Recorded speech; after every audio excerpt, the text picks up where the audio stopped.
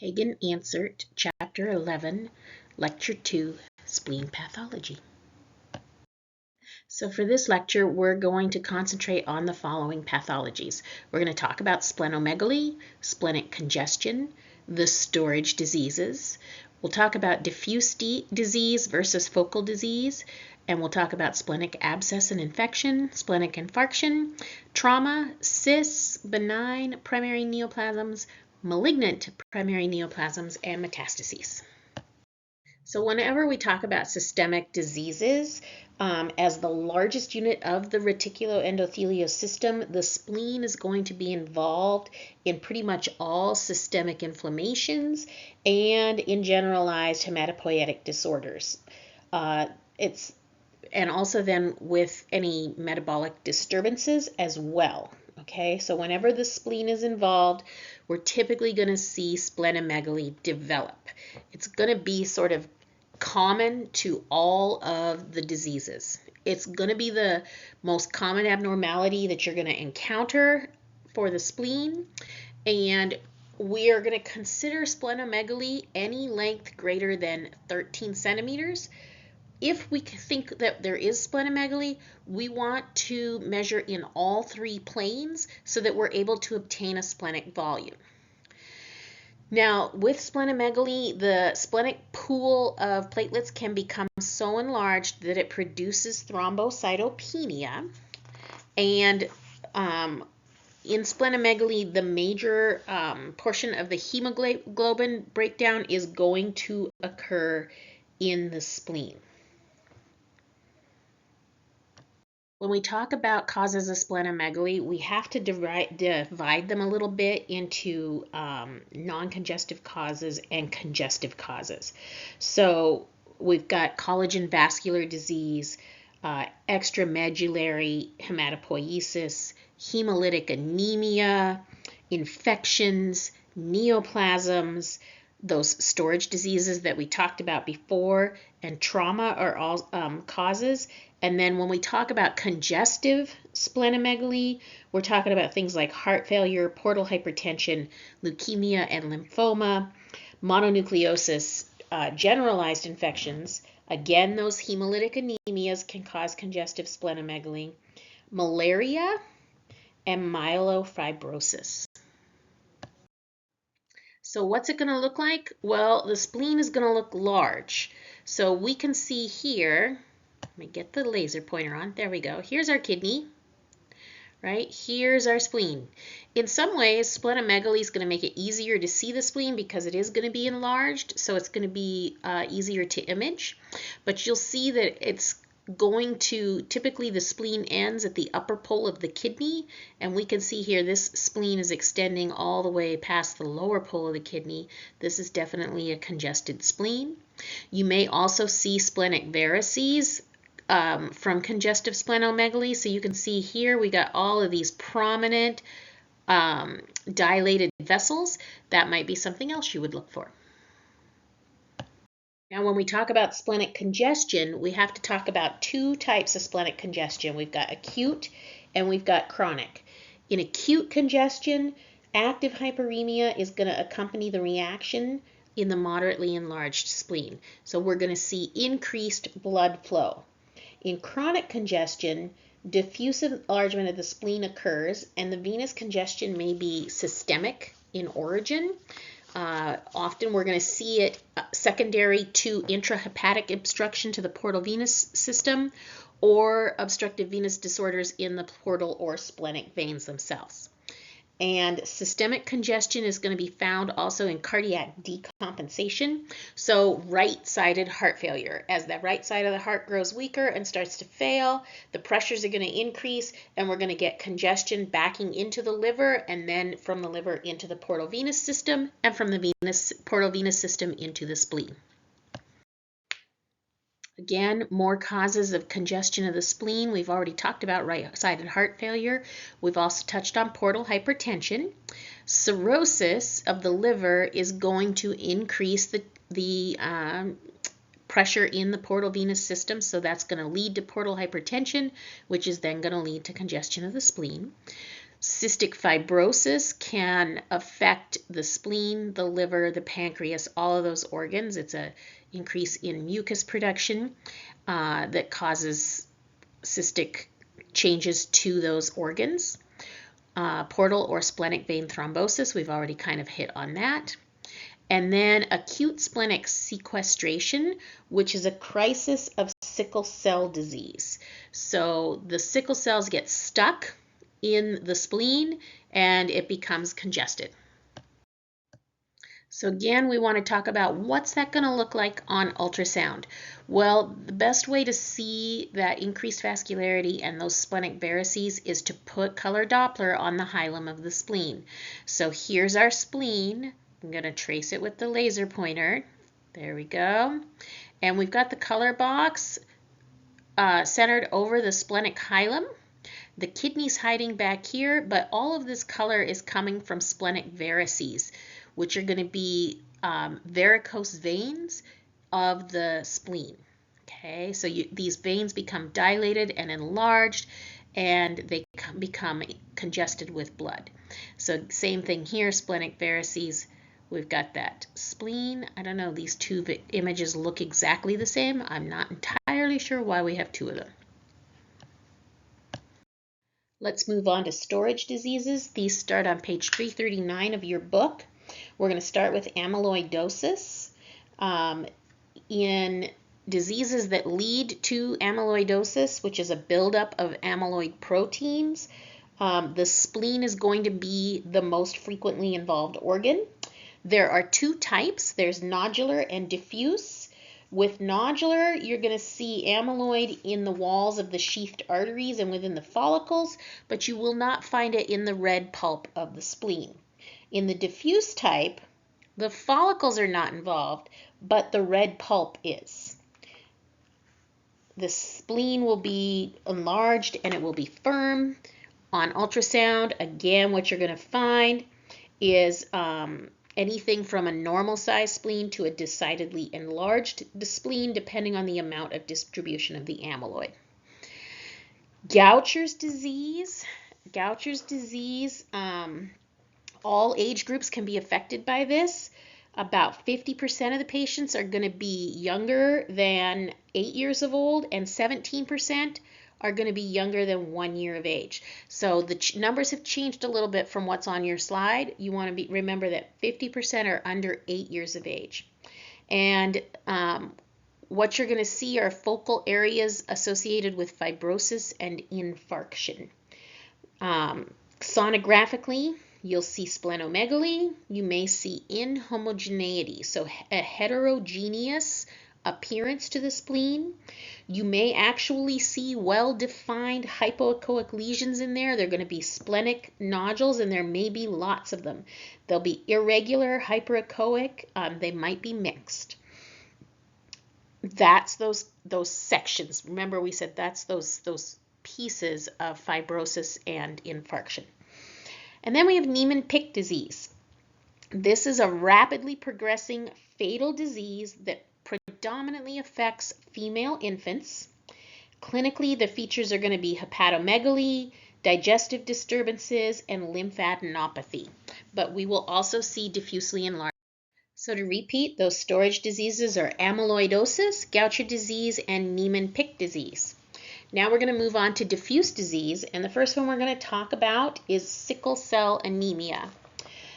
Sickle cell anemia, we will see earlier stages in infants and children. The spleen will be enlarged with marked congestion of the red pulp.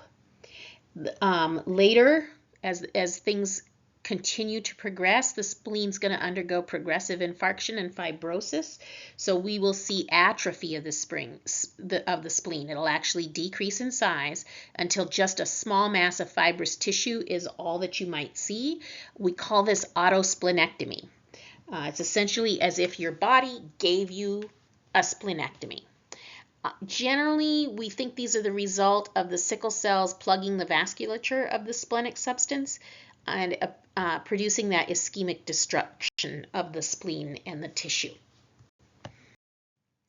Now, congenital spherocytosis is an intrinsic abnormality of the red cells that give rise to the erythrocytes. Instead of having that flattened disc shape that they're supposed to have, they're going to be small and spheroid, so they're going to be round instead. The two results of this disease are going to be production by the bone marrow of spherocytic erythrocytes and increased destruction of those cells in the spleen because they are abnormal red blood cells, and that's the job of the spleen, is to destroy those. So it's going to selectively destroy the spherocytes.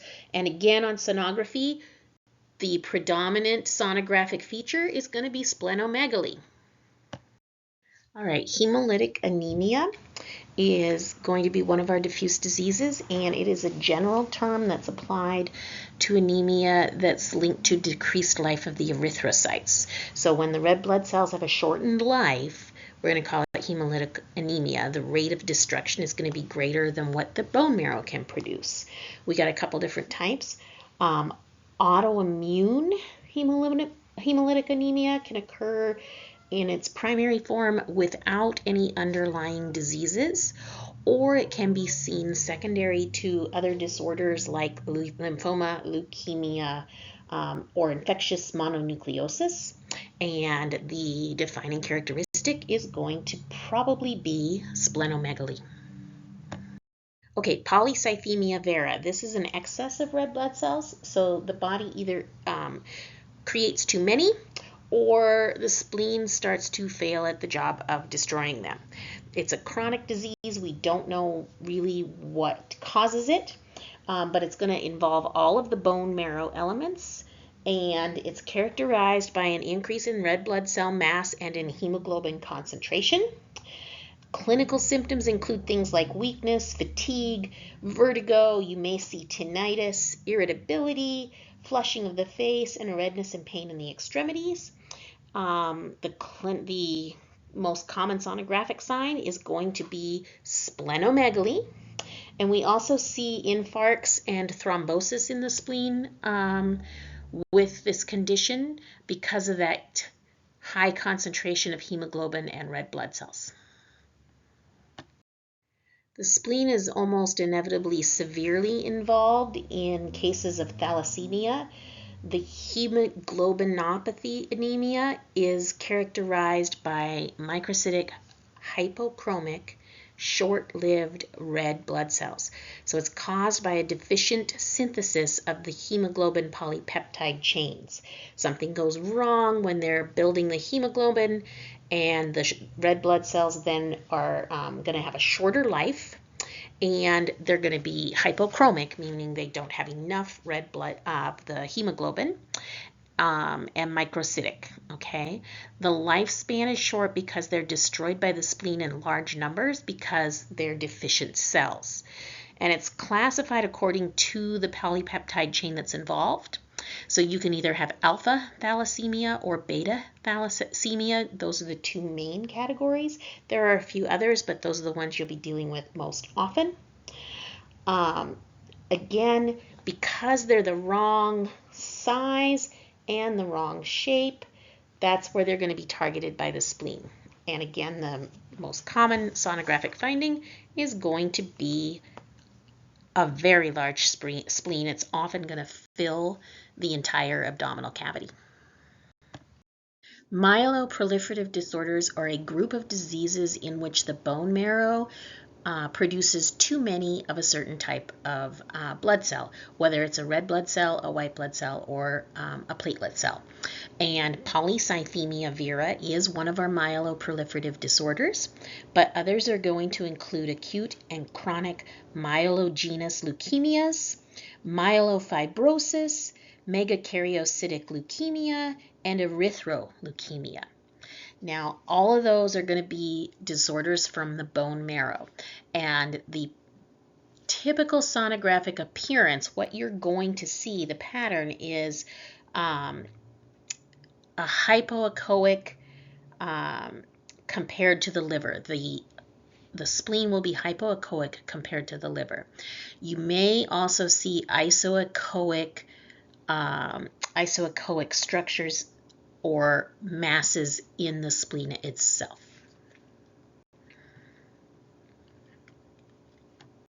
All right, granulocytopoietic abnormalities.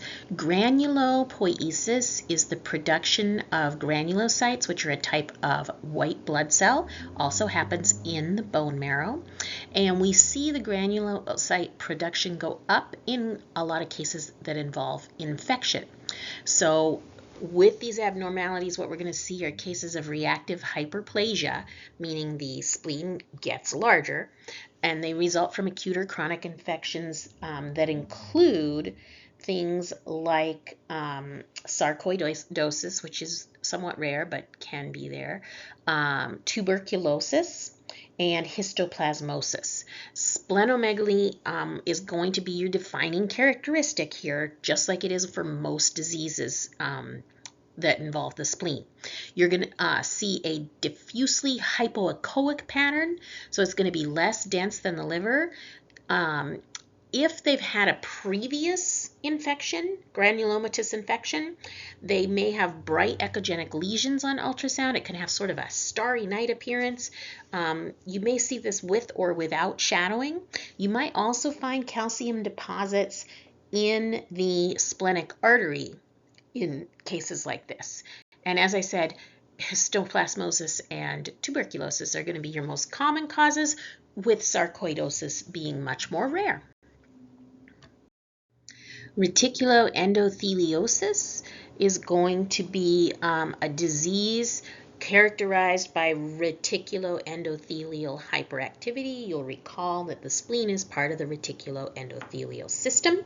So we have a hyperactivity in that system's physiologic processes, and what you get are varying degrees of lipid storage in the phagocytes.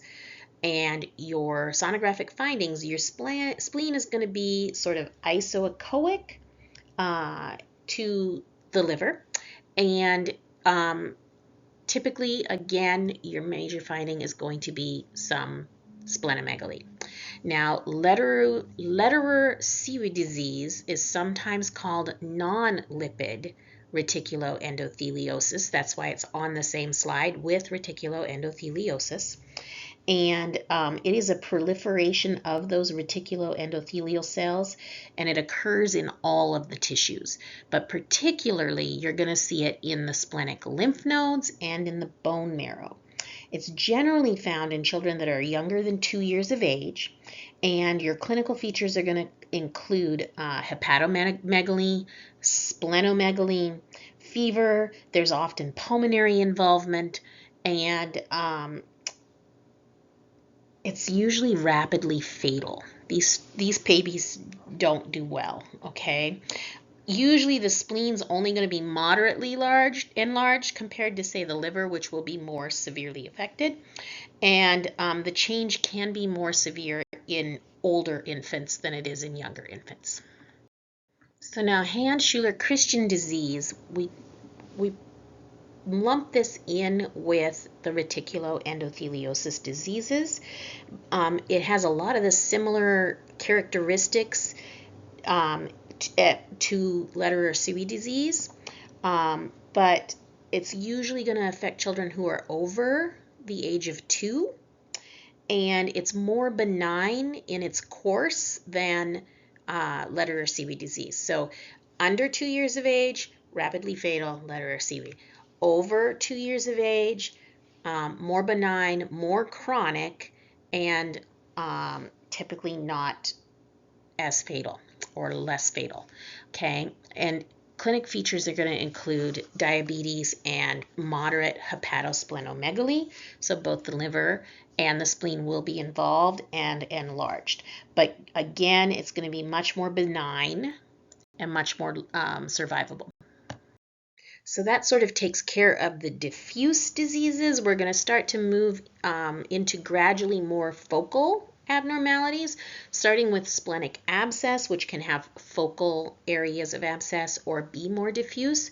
Typically, splenic abscess is very uncommon because of the spleen's efficient reticuloendothelial system and leukocytes in there. We have phagocytic activity happening in the spleen, so they think that helps prevent abscess formation within the spleen. However, it can be infected by the following. You can have subacute bacterial endocarditis show up in the spleen, septicemia, of course, because anything that's affecting the systemic system, all of that blood filters through the spleen at some point, so septicemia is definitely a possibility. Decreased immunologic states. These are things like cancer and HIV. And then drug use. Drug use is always a problem. We can also see splenic trauma or infarcts cause splenic abscesses. And in the majority of the patients, the infection is going to spread from distant foci in the abdomen or an inflammatory process that extends directly from the adjacent organs. It's going to have extrinsic processes, so perinephric abscesses, subphrenic abscesses. You can have gastric perforated ulcers from the stomach would be a reason you might see a splenic abscess. Lesions in the transverse or descending colon or in the pancreatic area. If you have a pancreatic abscess, that can spread into the spleen as well. Sonographically, abscesses can demonstrate a simple cystic pattern to a mixed echo pattern, meaning you may see floating debris inside the cyst-like structure. It also can have even a more dense, almost solid appearance to it. You may see thick or shaggy walls. It can be completely anechoic in appearance. You might have a hard time making out the borders of the lesion. And you may see either increased through transmission, meaning you'll get posterior acoustic enhancement, or you may see decreased transmission if there's presence of gas in the abscess from aerobic bacteria. So it can be really hard to tell the difference between an abscess and an infarct, a neoplasm, or a hematoma. You want to think about your clinical correlation. So what else is going on with the patient? I'm going to go ahead and turn the laser pointer on here. There we go. So here we can see here's an abscess close to the hilum of the spleen. Fairly decent walls. We're making out the borders pretty good, but it is sort of hypoechoic to the spleen and almost solid in appearance. This one up here is more cystic in appearance, but does have that thick, shaggy wall that we talked about before, and we can see some echogenic debris in there. And again, here we've got fairly good margins. It's fairly easy to see. This has got more of a ground glass appearance or floating debris. You may even see a fluid on fluid level. This is pyogenic. That's pus in there. And you can see up here we got that posterior acoustic enhancement. Down here we've got some enhancement and also some areas of shadowing. Now, while abscess is rare, the spleen can be affected by many different infections. And your most prominent feature on ultrasound, again, is going to be splenomegaly. We see these most often in patients who are immunocompromised, and when we do that, we may see multiple lesions. They're going to be focal in nature, and it depends on the type of disease. So if they have hepatosplenic candidiasis, you might see irregular masses within the spleen. They can have a wheel within wheels pattern, with the outer wheel representing the ring of fibrosis, surrounding an inner echogenic wheel of inflammatory cells. Or often what you might see is a central hypoechoic area. The dot sign is seen in some of these. We've talked about dot signs before with other types of diseases. They have a different disease process, but the appearance will be similar. So you can see this one right up here. We do have that central dot sign. Okay. Other patterns include bullseyes, hypoechoic nodules, or hyperechoic nodules. So they can have varying sonographic appearances. So the most common cause of focal splenic lesions is going to be occlusion of a major splenic artery or its branches. And what you're going to end up with is a splenic infarction. It's almost always going to be the result of emboli that arise from the heart, and it's produced from mural thrombi or vegetation on the valves of the left side of the heart. So you're not getting emboli being thrown from like a DVT in the leg and going to the right side of the heart. Those are going to get stuck in the lungs. In this case, what we're seeing is thrombus in the left side of the heart, either the ventricle or the atrium, or vegetation on the valves, which is a bacterial growth on the valve, on the mitral valve, or on the aortic valve. Other reasons would be septic emboli, which happens throughout the system systemically due to the bacteria that runs through the blood during a sepsis event. Local thrombosis in patients who have pancreatitis, leukemia, lymphomatous disorders, things like that. Sickle cell anemia, sarcoidosis, and polyarteritis nodosa are all going to be reasons you might see emboli travel to the spleen, get stuck in the artery, and cause infarction. This is one of the few where you're not going to see splenomegaly. Okay, it's not present with splenic infarction.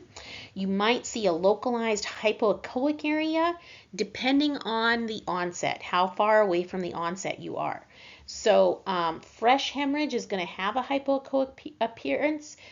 Healed infarctions are going to be hyperechoic. They're going to be echogenic with a peripheral wedge-shaped lesion. The base will be towards the subcapsular surface of the spleen. The infarction can become nodular or hyperechoic over time, okay? And either the entire spleen can be affected or just segments of the spleen, because remember that artery is going to split into 6 arteries. Any one of those can get infarcted, and then only a segment of the spleen would be avascular. Hang in there with me. We're getting close to the end. Let's talk about splenic trauma. Now, the spleen is going to be the most commonly injured organ as a result of blunt abdominal trauma. And the patient's going to have severe left upper quadrant pain secondary to the trauma. We may see a splenic hematoma or a subcapsular hematoma. And the tear can result in linear or stellate lacerations in there. Or you may see capsular tears. So you may see, I'm going to put this back on, an interruption in the capsule. So they can be ruptures or they can be subcapsular. Okay, you may see what looks like a fluid on fluid level almost. So here is our normal spleen. Up here, we've got a large splenic bleed. And you'll notice we do have fluid in the space here that's probably coming from a rupture of the capsule, okay? So you're going to look for focal or free fluid. You want to do this quickly because the spleen is highly vascular and can be life-threatening. So doing this ultrasound quickly and seeing for fluid, looking for hematoma might be the thing that saves their life. Cysts are not a common finding in the spleen, but they can be classified in a couple different ways. They can be congenital or acquired in origin. Congenital, remember, means that it's been there since birth. These are going to have an endothelial lining present, and on ultrasound they're going to be anechoic, smooth bordered masses without septations or nodules, which is what we're sort of looking at here on this picture, right? We've got a nice simple cyst, smooth walls, very clear borders. We even have a little posterior acoustic enhancement going on, and nothing floating around in that cyst, okay? Now,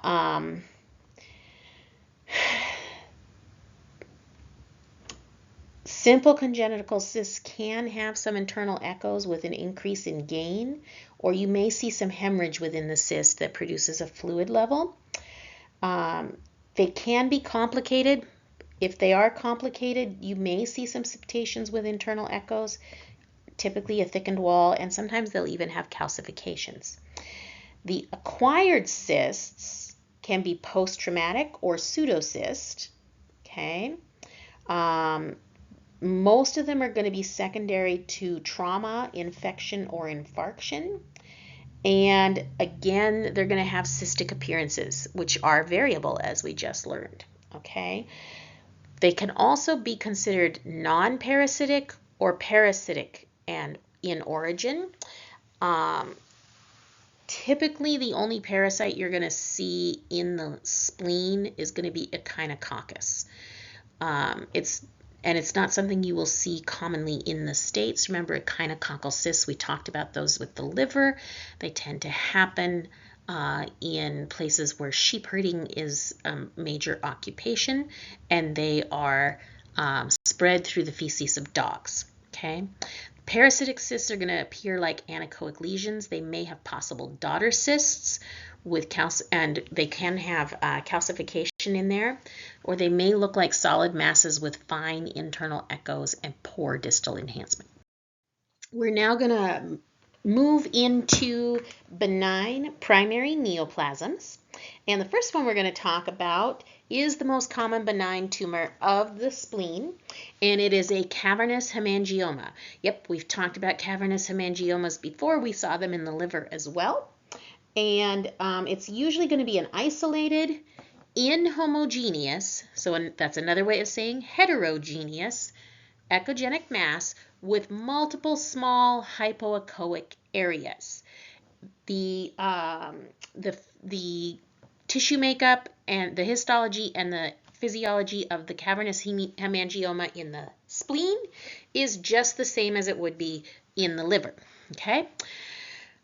Typically, patients are asymptomatic, and most of these are found incidentally. However, if it becomes large enough that the size of the spleen increases, or the hemangioma itself starts to increase and causes problems, compressing on other organs, etc., then the patient may become symptomatic, and typically the most common symptom is going to be left upper quadrant pain. Complications can occur with these tumors if they get to a point where they cause a splenic rupture, because then you can have peritoneal symptoms. If you're thinking about, is this a cavernous hemangioma or is it something else, your differential diagnoses are going to be things like abscess, metastases, dermoid cysts, and hydatid cysts. Next up on the list are hamartomas. Hamartomas are going to be rare. The patient, again, is usually asymptomatic.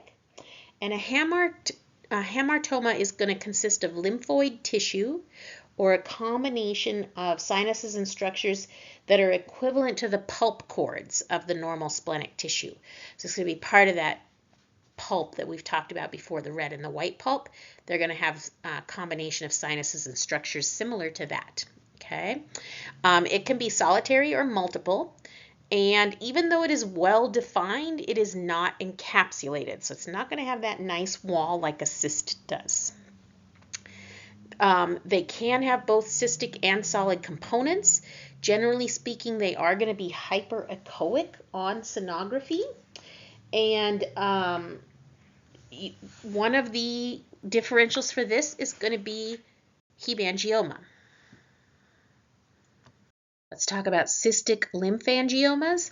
Lymphangiomas are going to be benign malformations of the lymphatic vessels consisting of endothelial-lined cystic spaces. So what that means is it's going to have a predominantly cystic appearance, and it may be, you may see internal septations or a cluster of cystic-looking structures. Lymphangiomatosis affects predominantly the somatic soft tissue. So these are things like the neck, the axilla, we'll see them in the mediastinum, the retroperitoneum, and the soft tissue of the extremities. It may involve multiple organ systems, or it can be confined to solitary organs. So you may see it in a number of different places, or you might see it just confined to the liver or the spleen or the kidney or the colon. And it's going to, like I said, appear like a mass with extensive cystic replacement of the splenic parenchyma. Lastly, we want to talk about malignant neoplasms. Primary tumors that you might find in the spleen include lymphomas and hemangiosarcomas. Very rare ones would be things like malignant fibrous histiocytoma, leiomyosarcoma, and fibrosarcoma. We're not even going to talk about those because they're so rare. Most malignant tumors of the spleen are pretty uncommon anyway, but if you do have one, it's commonly going to be lymphoma. Lymphoma affects the entire lymphatic system, and because the spleen is a lymphatic organ, it's generally, if there is lymphoma, the spleen is going to be involved. And not surprisingly, the primary sonographic appearance is going to be splenomegaly.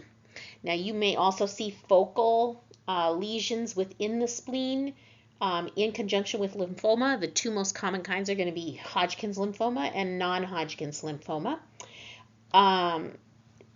Typically, if you do see lymphoma, it's going to be hypoechoic, but there's different ways. There's about 4 different ways that can show up. It can also be secondary to AIDS, so you have to take that in mind as well. And if it is if it's an AIDS lymphoma, you're going to see focal hypoechoic lesions in the spleen. Hemangiosarcoma is very rare. It's a malignant neoplasm that arises from the vascular endothelium of the spleen. And there's a bunch of different ways that this might appear in the spleen also, but they're typically going to be focal lesions, and differential would be hemangiosarcoma or focal is going to be cavernous hemangioma. Okay, and then metastases. Most of the time, if there is spread to the spleen by metastases, it's going to happen via the bloodstream because the spleen is a very vascular organ. So it's going to be hematogenous spread from another primary site. And the most common places where you might see it originate would be the breast, the lung, the ovary, the stomach, the colon, the kidney, the prostate, or melanoma. You may not see any signs of it, but you might also see multiple nodules or focal lesions in the spleen. And that wraps up our discussion of pathology of the spleen.